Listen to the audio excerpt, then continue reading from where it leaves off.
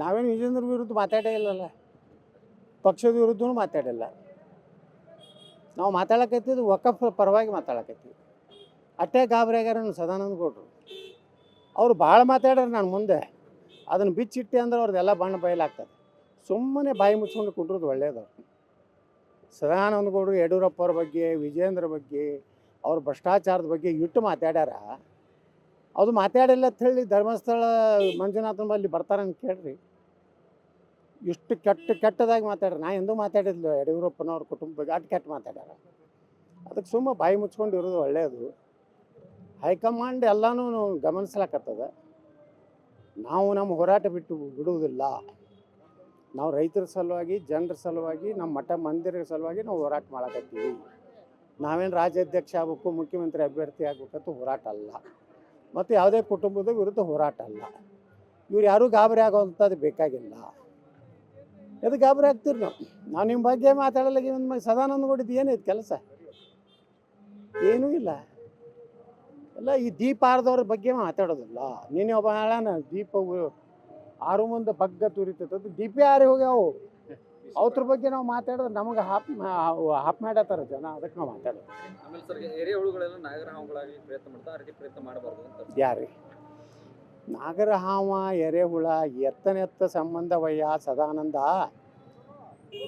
ನಿನಗೂ ನಿನ್ನ ಮಾತಾಡಿದ ಕುರ್ತಿಗೂ ನಿನ್ನ ನಾಲಿಗೆಗೂ ಎತ್ತನೆತ್ತ ಸಂಬಂಧವಯ್ಯ ಸದಾನಂದ. ಇದು ಹೊಸ ಕುಡಲ ಸಂಗಮವರ ವಾಣಿ, ನಂದು ಬಸವ ವಾಣಿ. ಸರ್ ಈಗ ಹೈಕಮಾಂಡ್ 7ನೇ ತಾರೀಕು ಏನಾದ್ರು ಕೋರ್ ಕಮಿಟಿ ಮಾಡ್ತಾರೆ, ಅಲ್ಲಿ ಹೊಂದಾಣಿಕೆ ಮಾಡಿಸ್ತಾರೆ ಹೇಗೆ ಅಂತ ಸರ್? ನೋಡ್ರಿ, ನಾವು ಹೋರಾಟ ಮಾಡಕತ್ತಿದ್ವಿ ಅದಕ್ಕೆ ವಕಫ್ ಅನ್ನೋಂಥದ್ದು ಭಾಳ ದೊಡ್ಡ. ನೋಡ್ರಿ, ನಿನ್ನೆ ಬೆಂಗಳೂರಿನಲ್ಲಿ ಭಾರತೀನಗರದಲ್ಲಿ ಮುಸ್ಲಿಮರು ಒಂದು ಸಭೆ ಮಾಡ್ಯಾರ. ಒಬ್ಬ ಮುಸ್ಲಿಂ ಮತಾಂಧ ಮೌಲ್ವಿ ಹೇಳ್ತಾನೆ, ನಾವು ವಿಧಾನಸೌಧವನ್ನು ಆಕ್ರಮಿಸ್ತೀವಿ. ನೀವು ಪಾರ್ಲಿಮೆಂಟ್ನಾಗ ಕೂತಿದ್ರೆ ನಾವು ರೋಡ್ ಮ್ಯಾಗಿರ್ತೀವಿ. ಪಾರ್ಲಿಮೆಂಟ್ ಬೈಟೋತು ಹಮ್ ಸಡಕ್ ಪರ್ रहता है. ಅಂದ್ರೆ ಪಾರ್ಲಿಮೆಂಟ್ ಇರುವಂಥ ಜನಪ್ರತಿನಿಧಿಗಳನ್ನು ಧಮಕಿ ಮಾಡ್ತಾರೆ, ಅವನು ಕೊಲೆ ಮಾಡ್ತೀನಿ ಅಂತ ಬೆದರಿಕೆ ಆಗ್ತಾ ಇದ್ದಾರೆ. ಇಂಥ ಗಂಭೀರ ವಿಷಯವನ್ನು ನಾವು ತೊಗೊಂಡಿದ್ದೀವಿ. ಇದಕ್ಕೆ ಎಲ್ಲರದು ನಮ್ಮ ಬೆಂಬಲ ಇದೆ. ಸಾವಿರಾರು ಜನ ಬೀದರ್ನಲ್ಲಿ, ಕಲಬುರಗಿಯಲ್ಲಿ, ಬೀದರ್ನಲ್ಲಿ ಒಂದು ಚಟ್ನಳ್ಳಿ ಊರಿಗೆ ಹೋಗಿದ್ದೀವಿ. ಸುಮಾರು ಒಂದು 15-20 ಕಾರ್ಯಕರ್ತನ ಕಳಿಸಿದ್ರಲ್ಲಿ ಒಬ್ಬರು ನಮಗೆ ಧಿಕ್ಕಾರಕ್ಕೆ ಹೋಗ್ಲಿಕ್ಕೆ ಆ ಊರಿನಾಗ ಪ್ರವೇಶ ಮಾಡಿಸ್ಬಾರ್ದಂತ. ಅಲ್ಲಿ ಊರಿನ ಜನ ಹೊರಗೆ ಬಂದು ಸುಮಾರು 300 ಕಿಲೋಮೀಟ್ರ್ ದೂರ ಇರೋ ಯತ್ನಾಳ್ರ ಟೀಮು ನಮ್ಮ ಕಷ್ಟ ಸುಖ ಕೇಳಕ್ಕೆ ಬಂದದ. ನೀವು ಒಂದೇ ಏನಾರು ಗದ್ದಲ ಮಾಡಿದ್ರೆ ನಿಮ್ಮ ಸರಿಯಾಗಿ ತಕ್ಕ ಶಾಸ್ತಿ ಮಾಡಿದ್ರೆ ಓಡೋದ್ರು. ನಮಗೆಲ್ಲೂ ಅಪಮಾನ ಆಗಿಲ್ಲ, ನಮಗೆಲ್ಲೂ ಅಸಹ್ಯ ಆಗಿಲ್ಲ, ಎಲ್ಲಿಯೂ ಅಪಸ್ವರ ತೆಗೆದಿಲ್ಲ. ಇಷ್ಟು ಮಾತು ಹೇಳ್ತೀನಿ. ವ್ಯಾಪಕವಾದಂಥ ಬೆಂಬಲ 4 ಜಿಲ್ಲೆಯಲ್ಲಿ ನಮ್ಗೆ ಸಿಕ್ಕಿದೆ. ನಿನ್ನೆ ರಾಯಚೂರದಲ್ಲಿ ಸಾವಿರಾರು ಜನ ಸೇರಿದ್ರು. ಅಲ್ಲಿಯೂ ಸುಮಾರು 20,000 ಎಕರೆ ಜಮೀನು ವಕಫ್ ಕೈ ಮಾಡ್ತಾಯಿದ್ದಾರೆ. ರೈಲ್ವೆ ಏನು ಲೈನ್, ಹೊಸ ರೈಲ್ವೆ ಮಾರ್ಗಕ್ಕೆ ಏನು ಲ್ಯಾಂಡ್ ಎಕ್ವಿಸಿಷನ್ ಭಾರತೀಯ ರೈಲ್ವೆದವ್ರು ಮಾಡ್ಯಾರ. ಆ ರೈತರ ಹೊಲಕ್ಕೇನು ಪರಿಹಾರ ಕೊಡ್ಬೇಕಂತ ಭಾರತೀಯ ರೈಲ್ವೆದವರು ಚೆಕ್ ಬರೆದಿಟ್ಟಾರ. ಈ ವಕಫದವ್ರು ಇದು ನಮ್ಮ ಆಸ್ತಿ, ಅವ್ರಿಗೆ ಚೆಕ್ ಕೊಡಬೇಡ್ರಿ, ನಮಗೆ ಕೊಡ್ರಿ ಅಂತೇಳಿ ಬರ್ದಾರ. ಸುಮಾರು 120 ಎಕರೆ ಬಡವ್ರು ಅದಾರ. ಅದ್ರಾಗ ಅರ್ಧ ಮುಸಲ್ಮಾನ್ರೇ ಅದಾರ. ಹಿಂದೂಗಳು ಅಷ್ಟೇ ಅಲ್ಲ, ಮುಸಲ್ಮಾನ್ರದ್ದು ಜಮೀನು ಹೋಗ್ಯಾವು. ಮುಸಲ್ಮಾನರು ನಾವು ಸಭೆಯಲ್ಲಿ ರಾಯಚೂರದಲ್ಲಿ ಸುಮಾರು ಒಂದು 8-10 ಜನ ಮುಸ್ಲಿಮರು ನಮಗೆ ಮನೆ ಕೊಟ್ಟಾರ. ಯಾವ ಚಟ್ನಳ್ಳಿ ಹೇಳಿದಾರೆ ಬೀದರ್ನಲ್ಲಿ, ಅಲ್ಲಿಯೂ ಸುಮಾರು 960 ಎಕರೆ ಹೋಗ್ಯದ.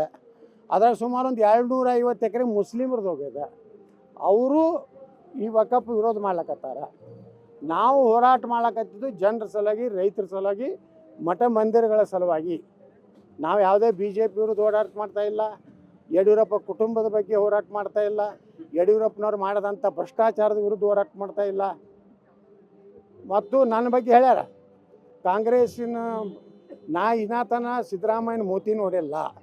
ವಿಧಾನಸಭೆಯಲ್ಲಿ ಏನು ಮೋತಿ ನೋಡ್ತೀನಿ ಅಟ್ಟೆ. ಸಿದ್ದರಾಮಯ್ಯನ ಮನೆಗೆ ನಾ ಎಂದೂ ಕಾಲಿಟ್ಟಿಲ್ಲ. DK ಶಿವಕುಮಾರ್ ಮನೆಗೆ ಎಂದೂ ಕಾಲಿಟ್ಟಿಲ್ಲ.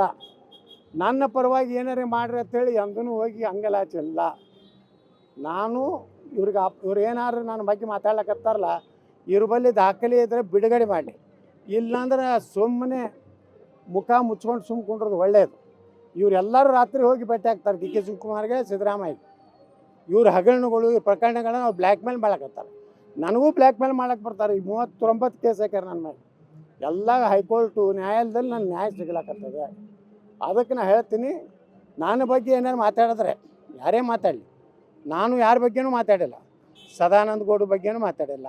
ನಿಜವಾಗಿ ಅವ್ರ ಬಳಿ ನೈತಿಕತೆ ಇದ್ರೆ ಯಾವಾಗ ನಾವು ಹೋರಾಟ ಮಾಡಕತ್ತೀವಿ ವಿಧಾನಸಭೆದಾಗ, ಒಬ್ಬ ರಾಜ್ಯಾಧ್ಯಕ್ಷ ಹೋಗಿ ಡಿ ಕೆ ಶಿವಕುಮಾರ್ ಕಡೆ 20 ಪತ್ರ ಸಹಿ ಮಾಡಿಸ್ಕೊತಾನೆ ನಮ್ಮ ಮುಂದೆ.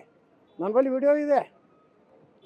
ನನ್ನ ಬಗ್ಗೆ ಹೇಳ್ತಾನೆ, ನಾವು ಬಿ ಸಿ ಪಾಟೀಲು, ನಾವು ಕಾಂಗ್ರೆಸ್ ಜೋಡ ಕೂಡಿಯತ್ತೇಳಿ ಅಂತ ಹಲ್ಕ ಕೆಲಸ ನಾವು ಮಾಡೋದಿಲ್ಲ, ಪಕ್ಷಕ್ಕೆ ದ್ರೋಹ ಮಾಡೋದಿಲ್ಲ. ಯಡಿಯೂರಪ್ಪನವ್ರ ಭಾಷೆ ಅಂದ್ರೆ ತಾಯಿಗೆ ನಾವು ದ್ರೋಹ ಮಾಡೋರಲ್ಲ. ಅವತ್ತ ಪ್ರಧಾನ ಕಾರ್ಯದರ್ಶಿಗಳು ಬಂದಾಗ ಈ ವಿಚಾರಣೆ ಬಿಚ್ಚಿಡ್ತೀವಿ. ನೋಡ್ರಿ, ನಿಮಗೊಂದು ಮಾತು ಹೇಳೆ, ಅಲ್ಲಿಗೆ ಅವ್ರು ಬರಲಿ, ಭಾಳ ಒಳ್ಳೇದಾಯ್ತು. ನನಗೂ ನೀನೇ ದಿಲ್ಲಿದಿಂದ ಫೋನ್ ಬಂದದ, ತಕ್ಷಣ ಇವತ್ತು ಹೊಲ್ಟು ಬರೆದು ಬಿಡ್ರಿ ಅಂತ ಹೇಳಿ. ನಾಳೆ ಬರೋದಿಲ್ಲ ಅಂತ ಹೇಳಿದೆ. ನಂದು ಟೀಮ್ ಇದೆ, ನಾವು ಟೀಮ್ ಮಾಡಿದ್ದೀವಿ. ಭ್ರಷ್ಟಾಚಾರದ ವಿರುದ್ಧ, ವಂಶವಾದದ ವಿರುದ್ಧ, ವಕಫ್ ವಿರುದ್ಧ ಹೋರಾಟ ಮಾಡಕತ್ತೀವಿ.